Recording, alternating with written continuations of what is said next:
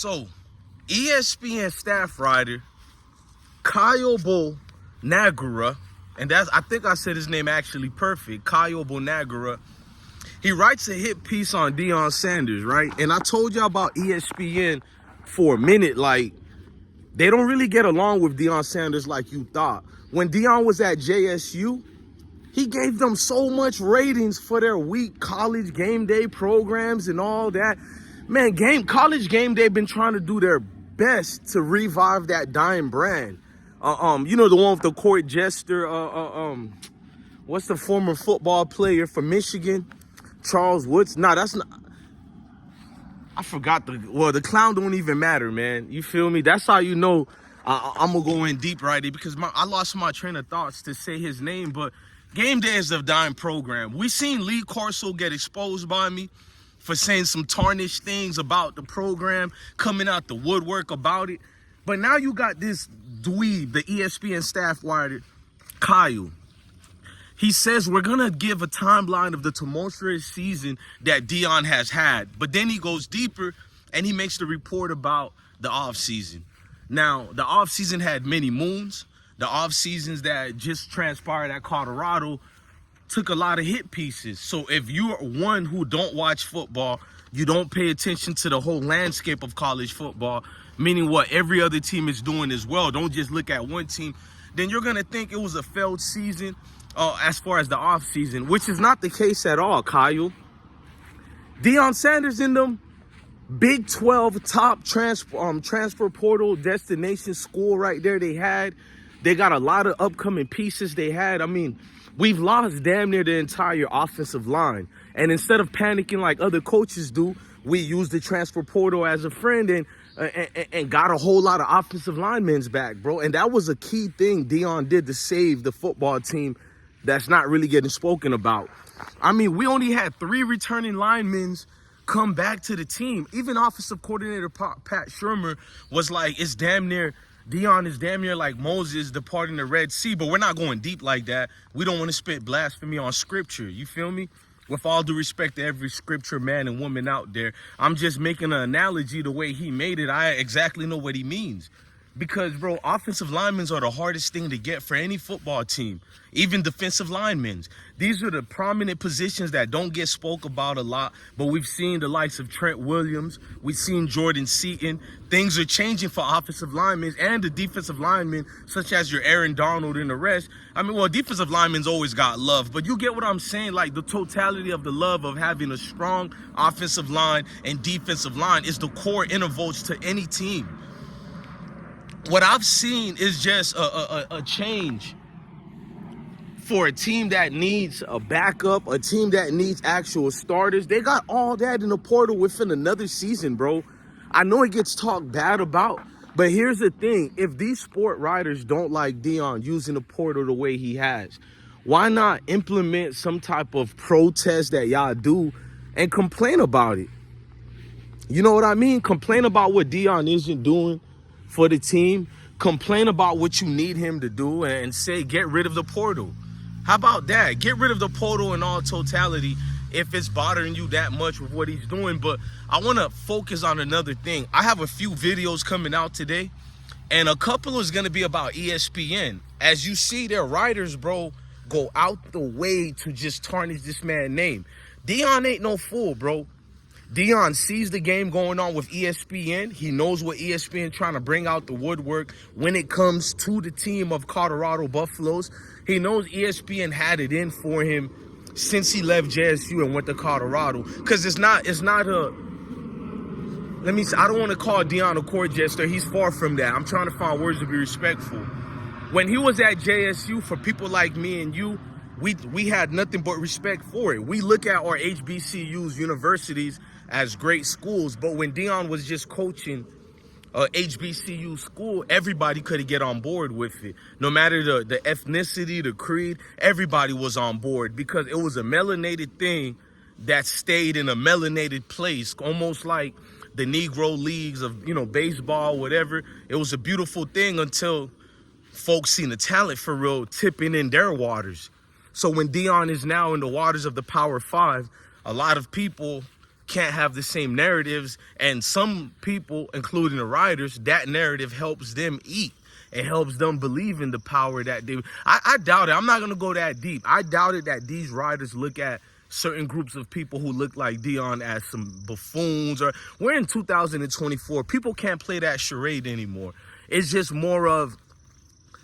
It's easier to go at Deion with these hit pieces, and nobody in the scope and scales of the big football world is going to pay attention to how they're trying to denigrate him, how they're trying to bring him down, because it's going to be something where people can jump on and leech off of it and be like, yeah, man, Deion is fumbling the play at Colorado. He's not doing what he's supposed to do. And yet there's no real narrative. I mean, there's no real actual things so you can see it's credible enough to even say this. So I'm not blaming Kyle at ESPN when your bosses over there are having these agendas towards Deion Sanders. We've seen when he took the job, all the pieces that came out, mostly from ESPN as a network, from the pundits to the analysts to all the writers, bro. And I'm one of them petty people who bring that up. And speaking of petty people, I got a video coming about this one troll. You can tell he's new on our platform. He came on and said, not me, he said him. He's been following Deion since Deion took Colorado. He's never seen, he says, don't listen to me. Now he's talking about me. He says, I just started talking about Colorado 3 months ago. Something is fishy. I got rid of that dude, bro, because I got a special video that's just going to embarrass him. The only reason I got rid of him, I'd rather dudes, if you don't like me, just cuss me out in the comment sections. You won't get blocked. You won't get deleted. We don't delete and block people. But if you're spewing out narratives that's not true, it gets me uncomfortable. Like, who sent you? Because if you follow this platform for real, you would know we've been talking about Deion since day one. In fact, our platform is built on sports and hip hop.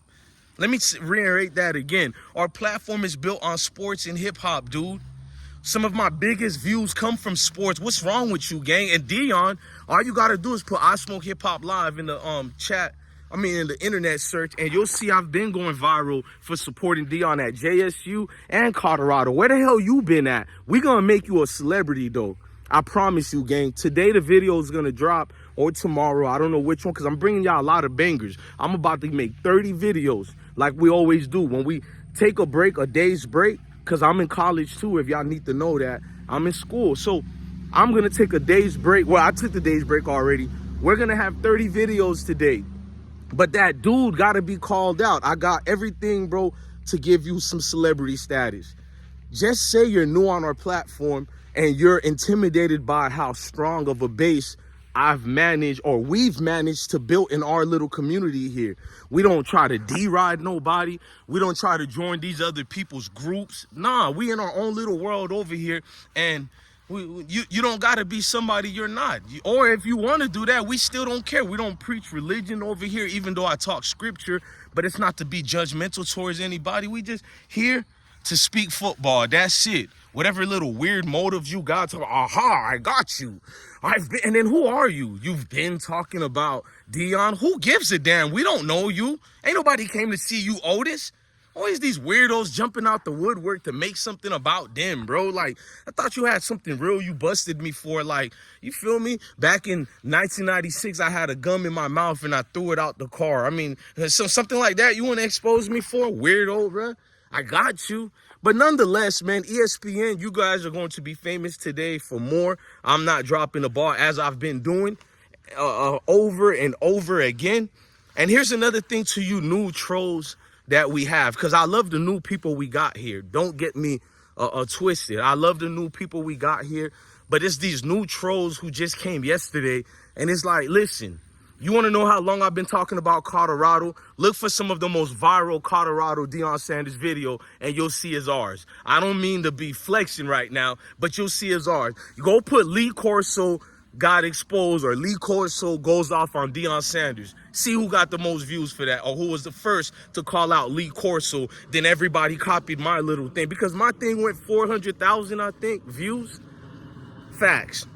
So fall back, bro. We've been on this, bro. We don't need you, bro. What happened is people get mad when I only do one Colorado video, you know, per week, or only 3 videos a month. My supporters is like, bro, we love you in hip hop, but could you do more of this? And me, I did so much hip hop, I'm not taking a break from it. I felt like I'm a sportsman. Everybody on my platform been telling me for the last how much years, mainly do sports videos. So I gave them this reward. If we're gonna do sports, we gotta do it for the coverage of the one who counts, and that's Colorado football. No ifs and buts about it. So if that makes sense, why you've been seeing more Colorado videos, because I'm giving you them in droves now. Why not? It's lazy to only do 1 or 2 videos a month when you know that fire is in you. You want to speak about it. You speak about it every day anyways in all these debate sectors, on Facebook, on Reddit, Twitter. I mean, every day you'll see my name, DJ Bless One. I'm everywhere. And some of y'all see me on Twitter too. So why not, on a platform we already have here, just give more of the product? It's like any trap house. Trap more, nigga, and you'll be all right. I'm DJ Bless One, the best one. Love your family, love your kids, and stay blessed. Salute the boulder, man.